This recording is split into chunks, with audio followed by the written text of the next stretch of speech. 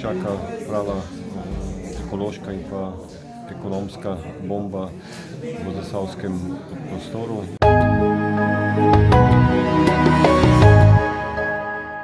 Ja, kot prvi problem je, bom rekel, založenost okolice in vseh manipulativnih prostorov okrog Ceroza. To je, bom rekel, en izmed problemov, ki je tudi finančno izpostavljen, ki smo tudi na seji danes te stvari pojasnili. Drugo je sama stabilizacija in izdelava komposta iz bioloških odpadkov in ureditev odlagalnega polja, da bo lahko služil svojim namenom. Sama situacija v bistvu izhaja že iz konca leta 2016 in nadalje v letu 2017 in posledice na koncu 2018.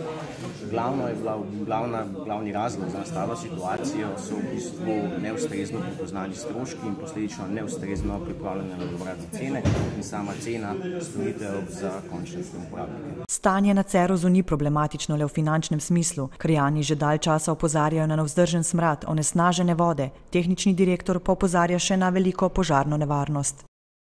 Če ti ne moreš zagotavljati ustreznosti